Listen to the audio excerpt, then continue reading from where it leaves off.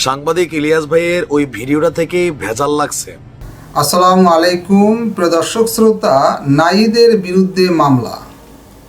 নাহিদ ইসলাম জনপ্রিয় একটি মুখ, যিনি সাম্প্রতিক সময়ে ছাত্রদের নূতন দল জাতীয় নাগরিক পার্টি এর আত্মপ্রকাশের অনুষ্ঠানে জোরালো বক্তব্য দিয়েছেন এবং এই নাগরিক পার্টির তিনি প্রধান হিসাবে তিনি উপদেষ্টা পদ থেকেও পদত্যাগ করেছেন। এই নাহিদের বিরুদ্ধে মামলা, তাকে অব্যাহতি দেওয়া হচ্ছে। ঘটনার সত্যতা জানবেন এই ভিডিওতে। চলুন ভিডিওতে বিস্তারিত দেখে আসি। সাংবাদিক ইলিয়াস ভাইয়ের ওই ভিডিওটা থেকেই ভেজাল লাগছে।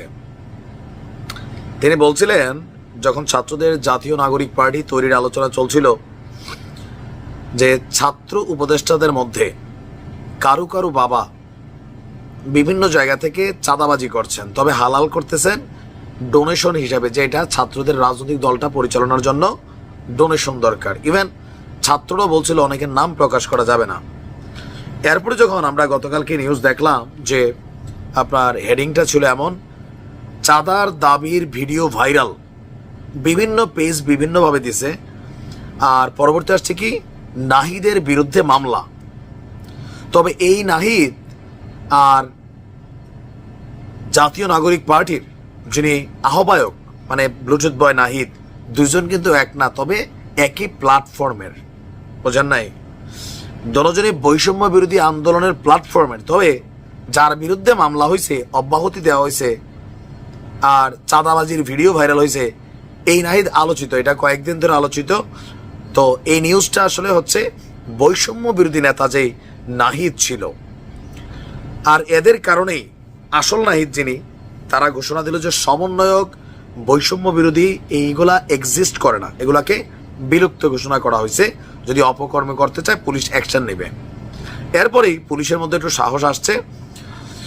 বৈষম্য বিরোধী ছাত্র আন্দোলন রংপুর মহানগরের সদ্য অব্যাহতি পাওয়া, মানে তাকে কিন্তু দল থেকে বাদ দেওয়া হয়েছে, মুখপাত্র নাহিদ হাসান খন্দকারের বিরুদ্ধে চাঁদা দাবির অভিযোগে একটা মামলা হয়েছে।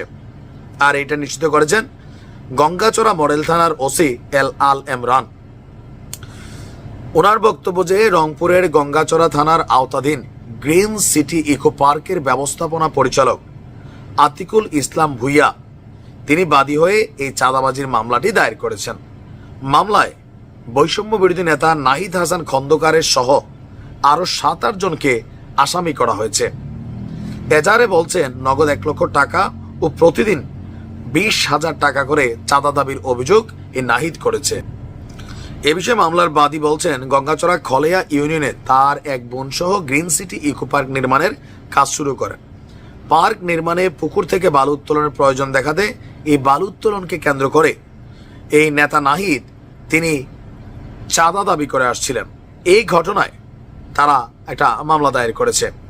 আর এরপর আমরা দেখলাম যে 8ই মার্চ রাতে বৈষম্য বিরোধী ছাত্র আন্দোলন রংপুরের আহ্বায়ক যিনি আছেন, তিনি এক প্রেস বিজ্ঞপ্তিতে নাহিদকে অব্যাহতি দিয়েছেন তার পদ থেকে। আর 1 মার্চ সেই ভিডিওটা ভাইরাল হয়েছিল।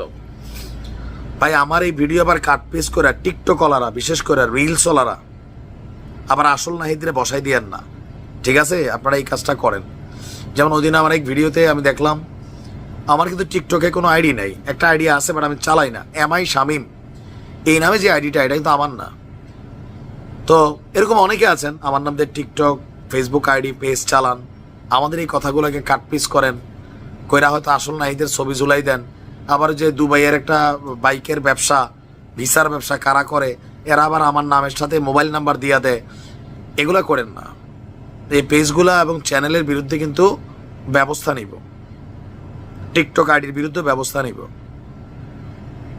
যাই হোক, আমরা চাই চাঁদাবাজ যেই দলেরই হোক, যে বনেরই হোক, যে গোত্রেরই হোক, তার বিরুদ্ধে ব্যবস্থা নেওয়া। আর উপদেষ্টা এখন এই মুহূর্তে দলের প্রধান যিনি নাহিদ, সুন্দর সিদ্ধান্ত নিচ্ছে এটা যে সমন্বয় এবং বৈষম্য বিরোধী এদের মধ্যে যারা মানে ধান্দাবাজিতে ব্যস্ত, এদেরকে ধৈর্য পুলিশের কাছে দেওয়ার জন্য যে সিদ্ধান্তটা নিচ্ছে। ভালো থাকুন। দর্শক শ্রোতা, এই বিষয়ে আপনার মতামত থাকলে কমেন্ট বক্সে আপনার মতামত লিখবেন। জাতীয় নাগরিক পার্টির সম্পর্কে আপনার কোনো মন্তব্য থাকলে তাও লিখতে পারেন কমেন্ট বক্সে। আজকে এই পর্যন্তই। আল্লাহ হাফেজ।